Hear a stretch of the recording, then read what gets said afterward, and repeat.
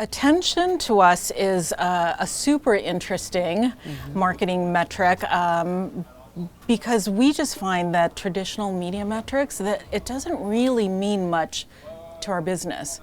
Where we feel like attention, if we could get it right and measure it right, might actually help us lead to better business outcomes. And the thing is it's just not stood up yet. So we know Dentsu is doing some really great work around this area. They've been doing it for about 4 years. So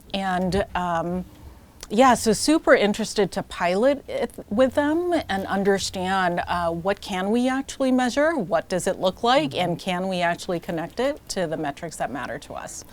Well, that's maybe a relevant next question. A challenge that we will sometimes hear marketers say that they face is, how does attention fit in? Sort of what is the role of attention in the larger story of understanding impact?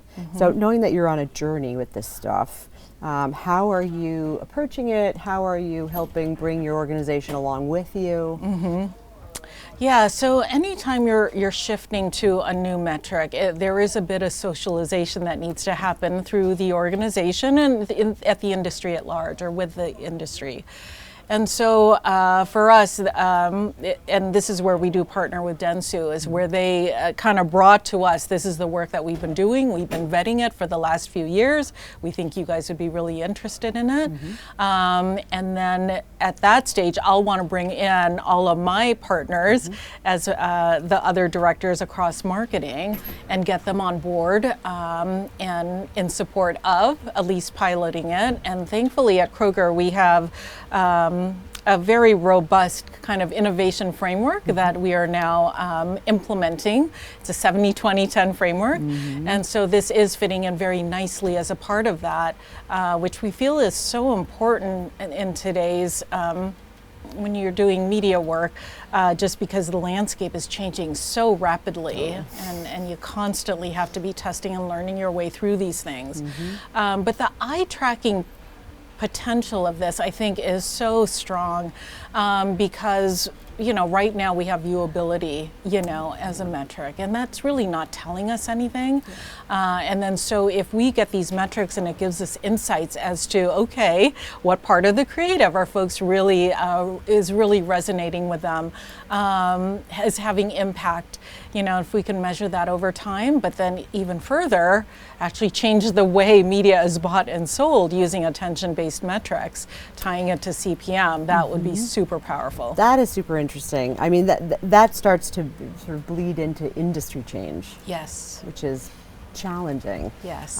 But I think part of the practical reality that you're talking about is that reaching consumers today is sort of on a certain level more challenging than ever when they are so kind of overstimulated and there's so much fragmentation and there can be sort of blindness. Yes. So how do you sort of think about why attention matters, or what is it capturing for you that feels like it creates new understanding?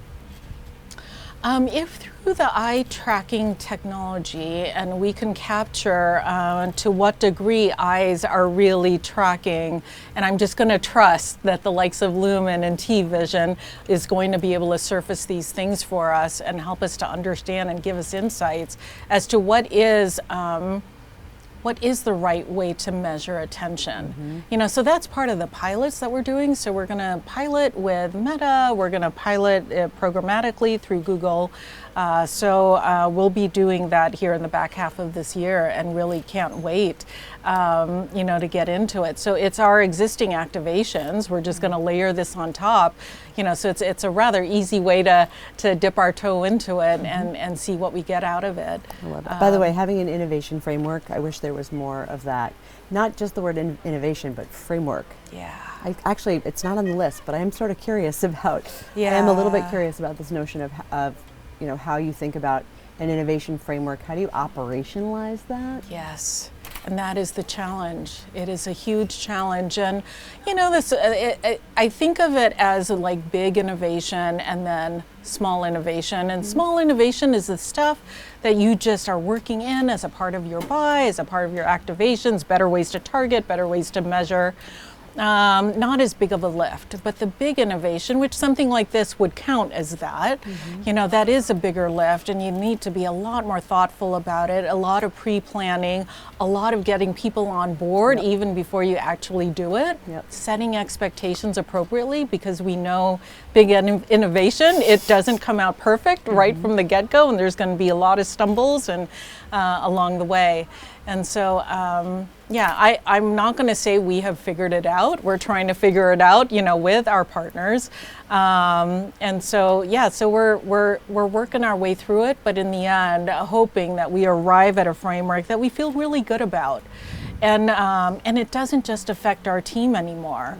It affects our operations teams, it affects creative, it affects our brand marketing teams, and they've got to be part of that journey, because it then gets embedded, you know, into our overall marketing strategies. Yeah, totally. I mean, it's about interconnectedness, right? I mean, moving in a direction as an organization, which takes a lot of collaboration and coordination. Oh yeah, oh yeah.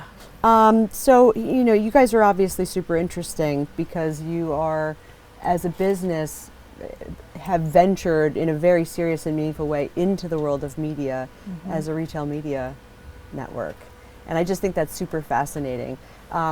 Is there, and you don't, if it's up to you if you want to talk about this, but is there, how do you think about, as Kroger, sort of how the marketing function and the kind of retail media function work together or feed off of one another?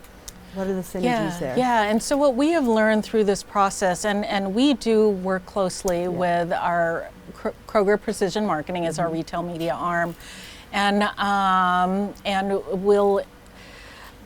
we've kind of arrived at this place of thinking about it more holistically, you know, and we recognize that my team on the Kroger brand side is playing a much larger role in driving acquisition and driving the growth of first-party data, but then driving engagement and re-engagement too on our owned and operated properties, and then that does enable and help feed the retail media side of our business in really awesome ways, you know, so that brands can connect with larger swaths of our audiences and be able to measure the effectiveness of those programs, you know, on the retail media front. So we do think of it as a pretty connected, interwoven system, and yeah, so we rather enjoy it, and we're learning a lot from one another too, you know, and sharing learnings too.